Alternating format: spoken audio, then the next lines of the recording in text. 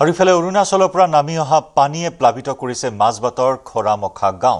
ভুটিয়া নদীৰ সংহাৰী ৰূপৰ ফলত অঞ্চলটোত এক জটিল বান পৰিস্থিতিৰ সৃষ্টি হৈছে। পাহাৰীয়া ঢলে হঠাতে ভুটিয়া নদীৰ পানীৰ স্তৰ অভাৱনীয়ভাৱে বৃদ্ধি কৰাত খৰামখা গাঁৱৰ বিস্তীৰ্ণ অঞ্চল মুহূৰ্ততে প্লাবিত হৈছে। বানত তীব্ৰ সোঁতে গাঁওখনৰ বহু পৰিয়ালৰ বাসগৃহত প্ৰৱেশ কৰাত হাহাকাৰ পৰিস্থিতিৰ সৃষ্টি হৈছে। নৈৰ এই হঠাৎ অহা ঢলে অঞ্চলটোৰ শস্য পথাৰৰ লগতে পথ যোগাযোগো বিচ্ছিন্ন কৰিছে। পানীয়ে ঘৰ দুৱাৰ বুৰাই পেলোৱাৰ ফলত স্থানীয় ৰাইজ গৃহহীন হৈ পৰাৰ লগতে পশুধন আৰু সামগ্ৰী সুৰক্ষিত স্থানলৈ নিবলৈ হাবাথুৰি খাবলগীয়া হৈছে। হঠাতে অহা বানৰ এই ঢলে সকলো লোকৰ মাজত তীব্ৰ আতংকৰ সৃষ্টি কৰিছে। অঞ্চলবাসীয়ে জিলা প্ৰশাসনক অতি শীঘ্ৰেই পৰিস্থিতিৰ বুজ লৈ আশ্ৰয় শিবিৰ স্থাপন আৰু সাহায্য সামগ্ৰী যোগান ধৰিবলৈ আহ্বান জনাইছে।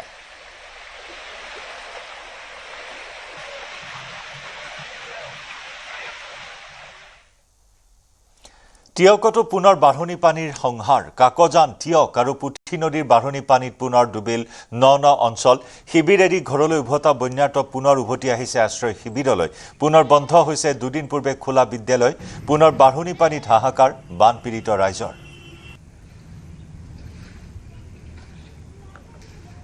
মোৰ পিছফালে এটা দৃশ্য দেখুৱাইছো।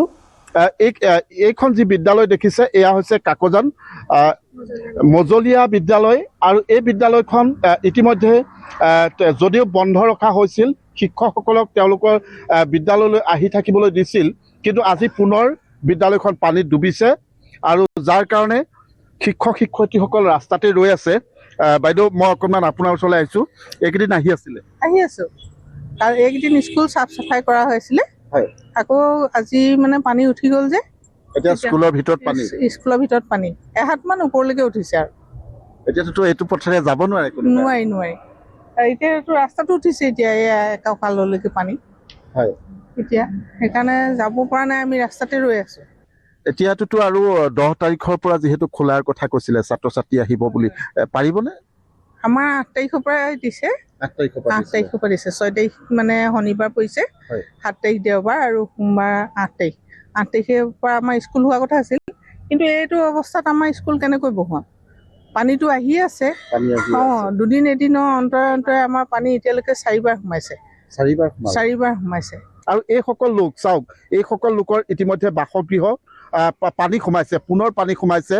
মাত্ৰ কেইটামান দিনৰ আগতে তেওঁলোকৰ ঘৰৰ পৰা আপোনালোকৰ আকৌ ঘৰ ডুবিলে।